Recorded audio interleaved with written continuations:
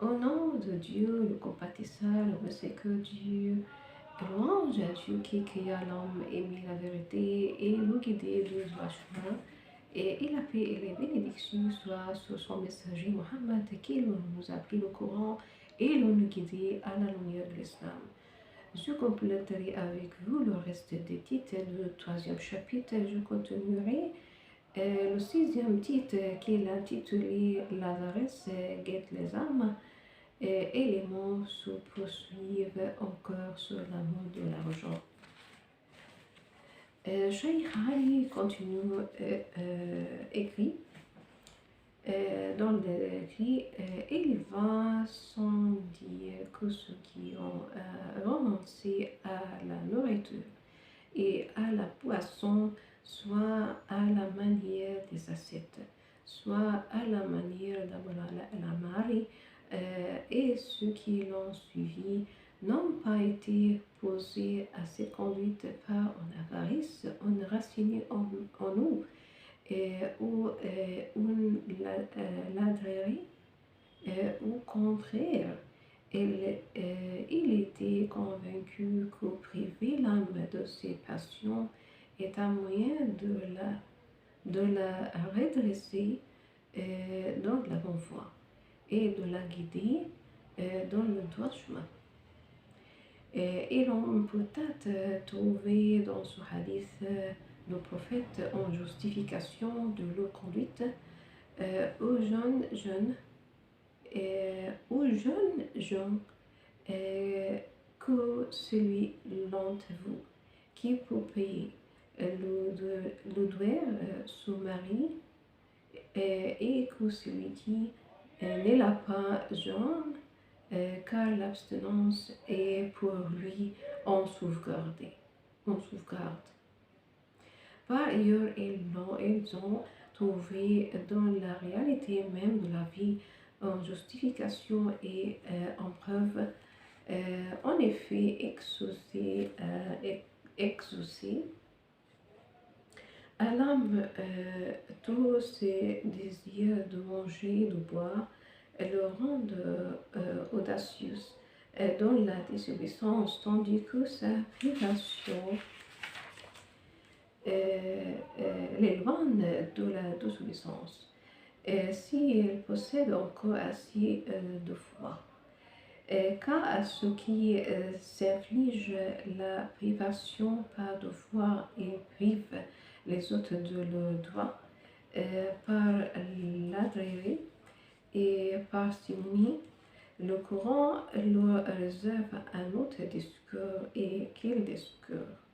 Jadis un poète a dit l'avarice n'est pas étrangère à notre caractère, mais c'est la générosité qu'il est. Ainsi a dit le philosophe du poète Abulala, l'avarice donc est une nature physiologique acquise. Les anciens l'ont comprise par leur saine intuition et les modernes par leur étude approfondie sur l'âme humaine et les psychologues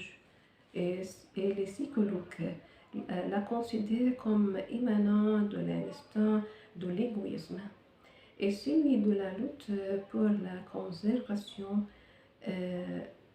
L'homme naît doux, mais le milieu enracine dans sa nature l'avidité et dans son âme l'égoïsme.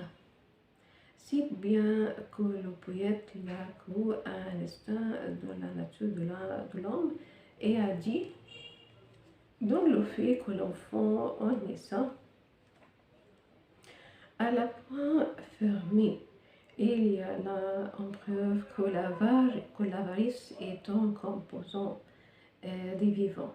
Et la main ouverte de mourant semble dire je suis de ce monde les mains vides. Certains versets déclarent que l'avarice accompagne l'homme et ne le quitte pas.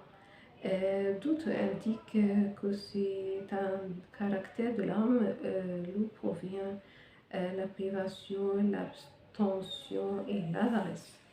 Le Triout dit dans la sourate des femmes que quand une femme craint de son époux un mauvais traitement ou une indifférence, nul griffe à ce qu'il soit réconcilie, car la réconciliation est préférable. L'avarice guette toujours les âmes en pareil cas. Soyez charitable et pur, et car Dieu est informé de ce que vous faites.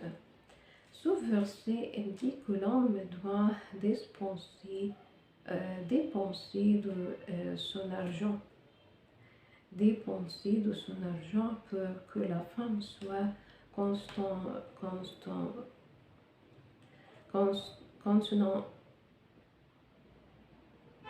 consentante et se désiste de certains de ses droits conjugaux.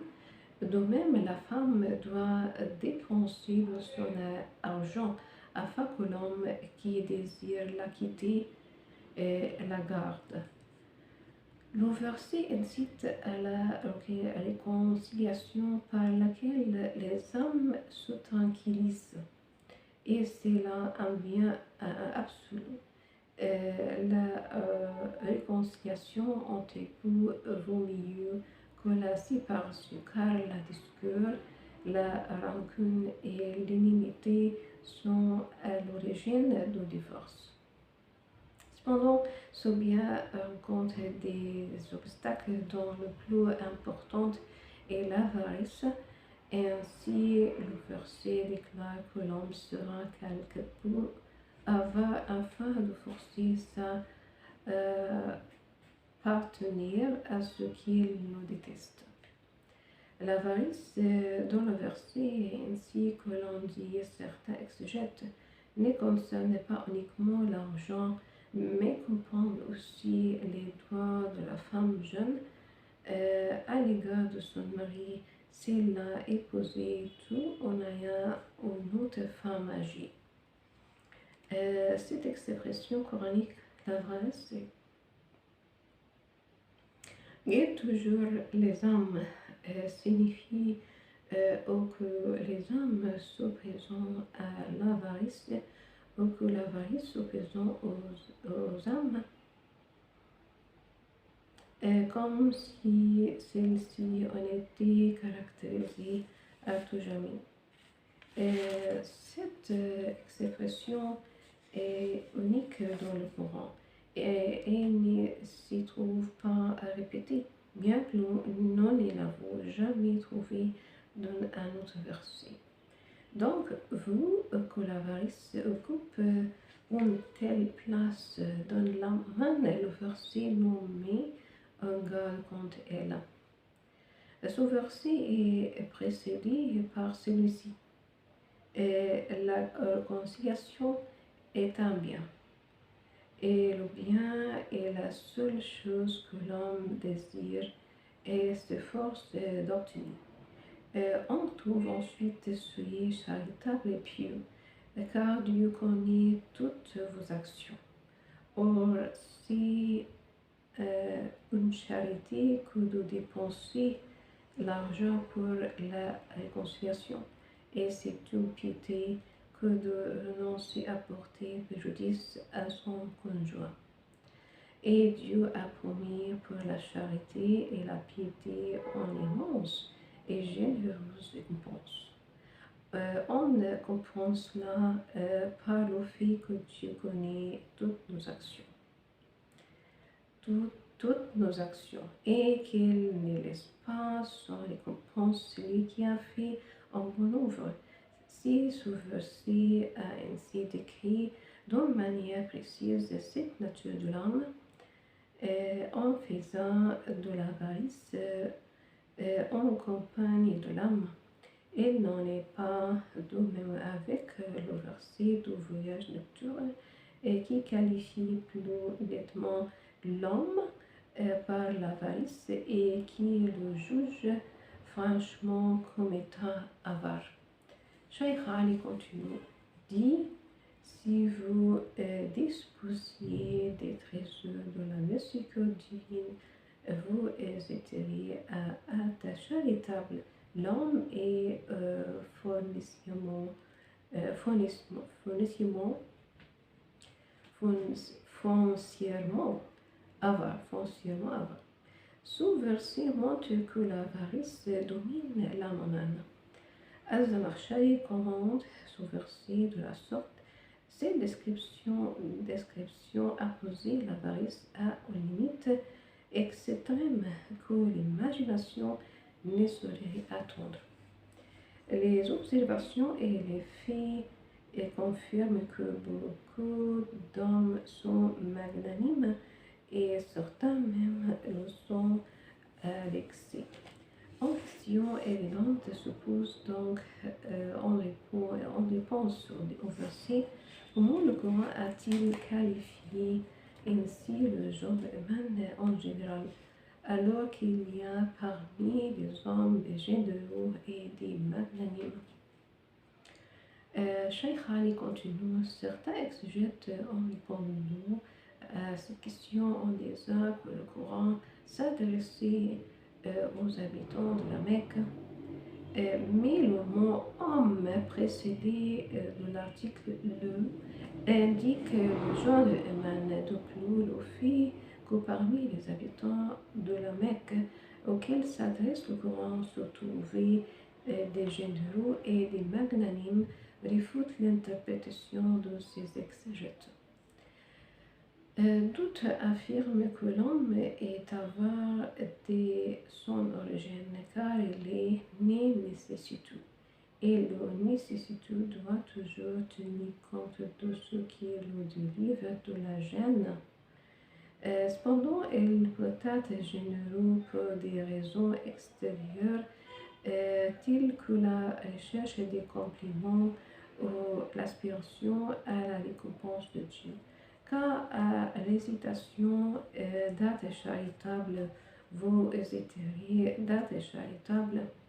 Il faut commenter par la peur de l'épuisement de la richesse causée par la dépense, ou bien par le fait que la dépense signifiait l'appauvrissement.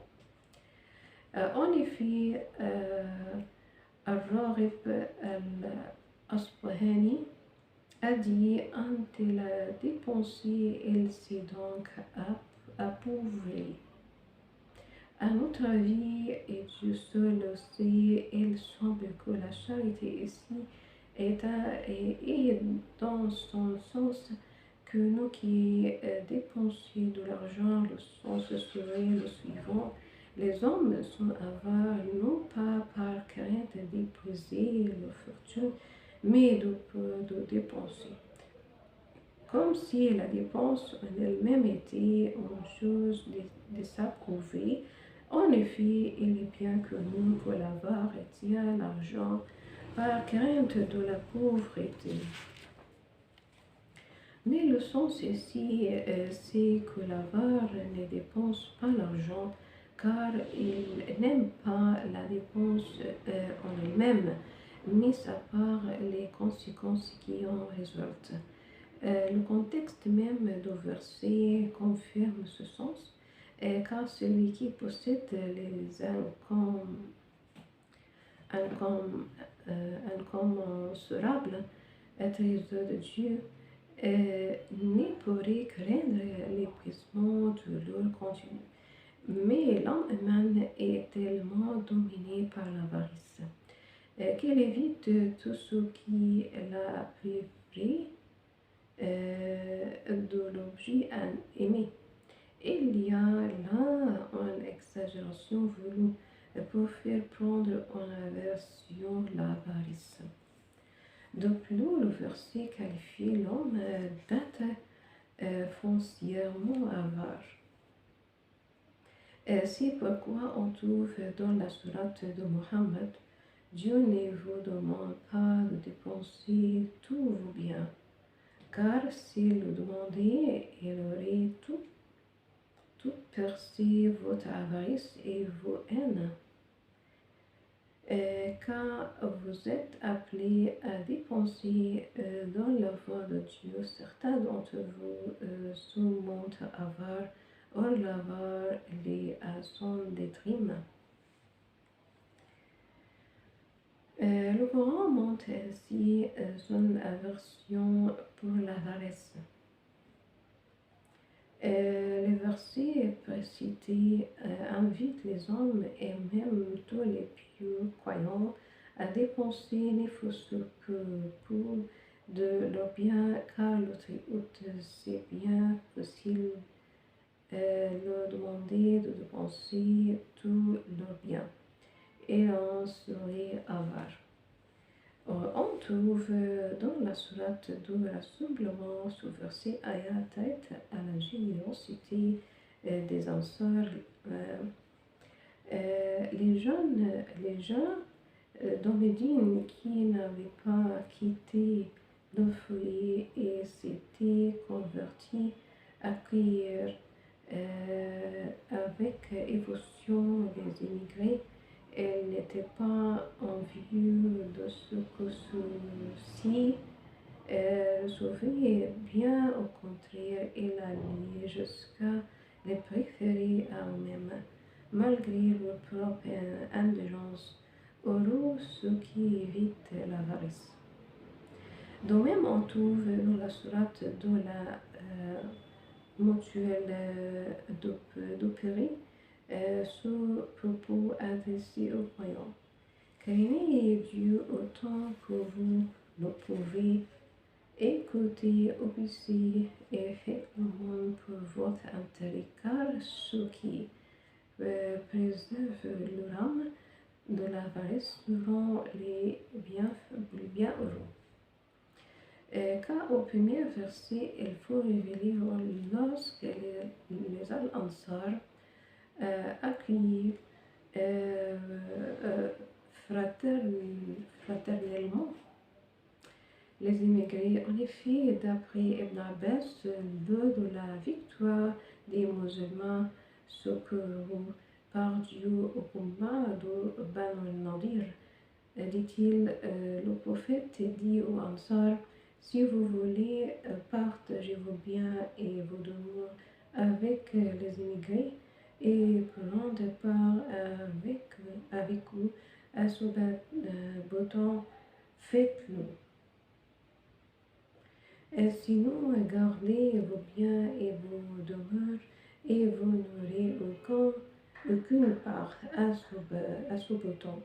Les Ansars répondirent: au contraire, nous partagerons volontaires avec vous nos biens et nos demeures et nous leur laisserons tout le beau temps. L'altruisme, en effet, est un des plus hauts degrés de sentiment et de la noblesse morale.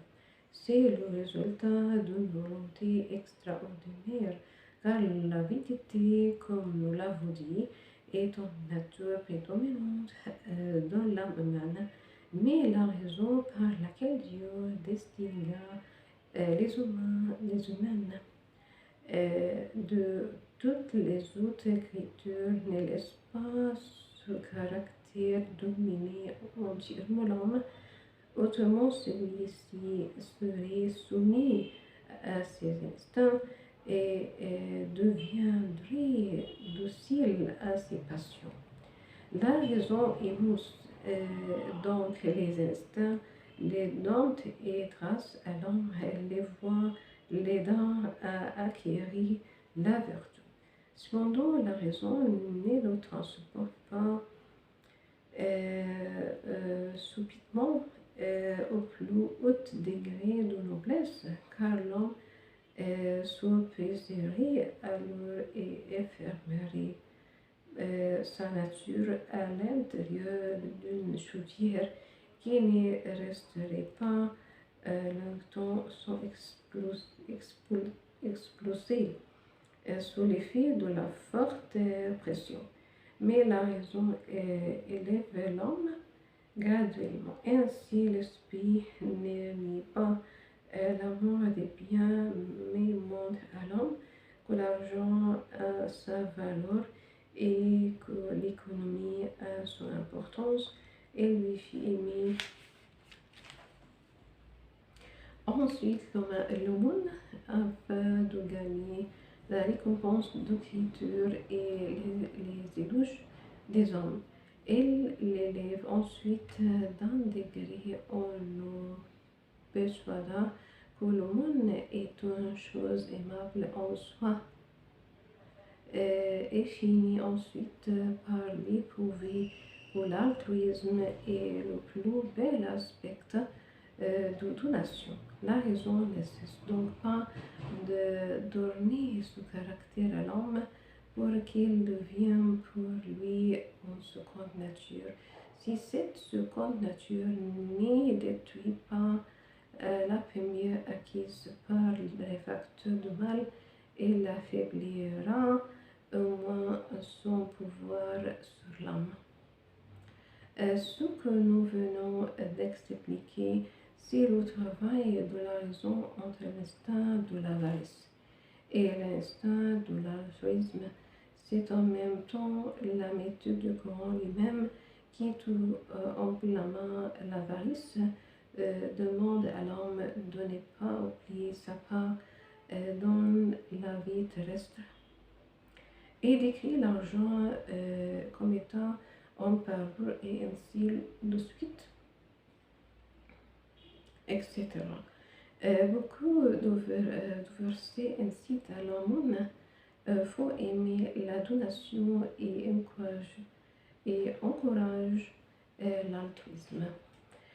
Cheikh Ali continue, ainsi les disciples de Mohammed ont compris que l'altruisme est une preuve indéniable de leur aspiration à la vie éternelle et de leur lancement au monde.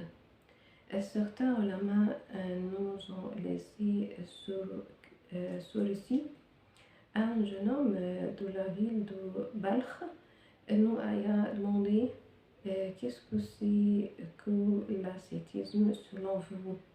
Nous lui répondîmes, nous mangeons ce que nous trouvons si nous nous patientons. Il nous répondit alors, ainsi font les chiens à Balkh. Puis il ajouta, l'ascétisme, c'est patienter de ce qu'on n'a rien à manger et offrir à autrui ce qu'on a.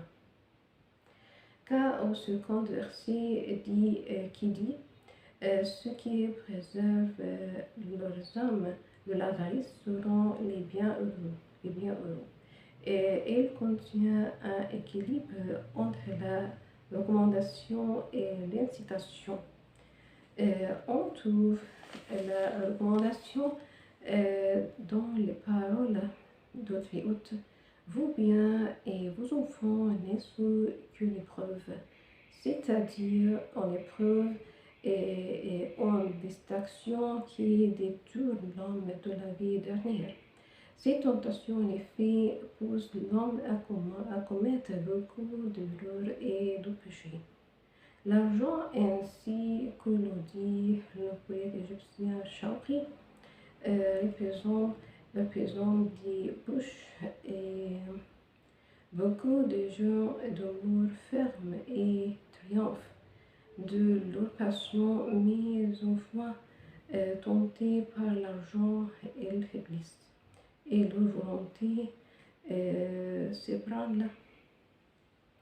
Telle est la recommandation quand à l'incitation elle se trouve dans ce dire de très haute, si vous donnez à Dieu un prêt de bonne grâce, il vous le double et vous pardonne. Dieu est reconnaissant et longanime. Il n'y a rien de plus délicat que cet appel à l'aumône.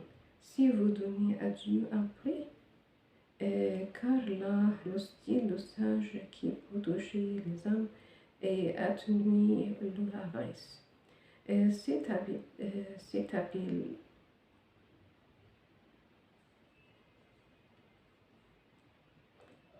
s'établit dans le traitement des hommes et leur orientation vers le bien ne se trouve nulle part ailleurs que dans le Coran. Étant donné que l'avarice est en nature bien enracinée, elle devient difficile à extirper.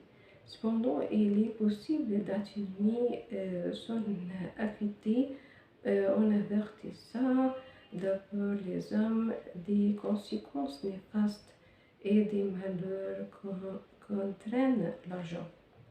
Ensuite, le Coran ordonne de craindre Dieu autant que possible en l'écoutant, en lui obéissant et en faisant l'aumône. En même temps, il ménage les âmes de souplesse et de sympathie en leur faisant sentir que cette dépense est un prêt fait à Dieu et mérite en récompense. En effet, un prêt doit toujours être rendu. Nous ne pensons pas qu'un croyant sincère dans sa foi puisse entendre ce discours et sentir la profondeur et la beauté de son style, sans rejeter le jeu de l'avarice. En effet, le prophète a dit la poussière que soulève un combat dans la voie de Dieu et la fourmi de l'enfer ne se réunissent jamais dans le bossier de l'homme. De même, la foi et l'avarice ne se réunissent jamais dans le cœur d'un croyant. Lorsqu'on posa cette question au prophète, le croyant peut-il être avare? Et répondit jamais. L'avarice en fait avilit l'homme, si bien qu'il est rare de trouver un seigneur ou un chef de tribu avare. Ainsi, les sages arabes ont toujours recommandé à leurs enfants d'être généreux s'ils aspiraient à être les chefs de leur tribu.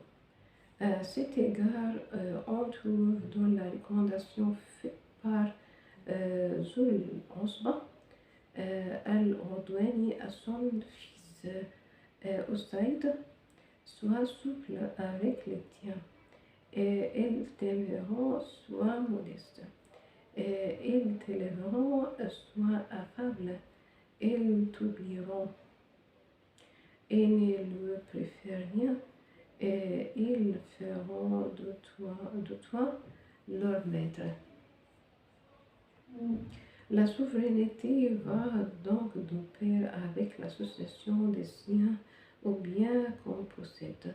Le prophète a demandé à certains Ansar qui est votre chef, et lui répondirent Al-Jad ibn Qais, malgré son avarice. Le messager de Dieu répliqua alors: et quel mal est-il pire que l'avarice? Ainsi, le prophète désapprouvé l'avarice de ce chef. On raconte parmi les anecdotes que l'imam Abu Hanifa faisait le témoignage de l'avare et laissait son avarice le pousse à réclamer plus que son doigt de peur de subir en injustice. Pareil homme n'est pas loyal. L'avare recevra deux châtiments, un dans ce monde et un dans l'autre. Je désolé. Car au châtiment d'ici-bas, il est ainsi que l'a dit le Coran, matériel et moral. Le châtiment matériel consiste dans le fait que Dieu préverra les biens de l'avare de sa bénédiction et le frappera de malheur lui causant l'épuisement de la fortune Dans une longue maladie, par exemple, de même Dieu, etc., contre lui, ses fils, aspira à un riche patrimoine où lui surviendront des événements fâcheux, et etc. La tradition prophétique en parle franchement ainsi que le cite les deux Sahih à chaque levée de jour, deux archanges descendent sur terre. L'un d'eux dit Seigneur, donne aux généraux en succession. Alors que l'autre dit Seigneur, fais subir à la bas un dommage. On trouve dans le Coran ces confirmations de toute dépense faite dans la voie de Dieu vous sera substituée. Dieu est le meilleur des bienfaiteurs. En plus, l'avarice suscite l'inimité entre les gens et les pousse à commettre ce que Dieu a interdit. Ainsi, d'après Gabir ibn Abdullah, le prophète a dit évitez l'injustice car c'est une des ténèbres de Jordanie. Évitez l'avarice car il a vu et l'a fait périr vos prédécesseurs et les a poussés à répandre leur sang et à déclarer licite ce que Dieu a interdit. C'est ça pour cet épisode. Au revoir, merci.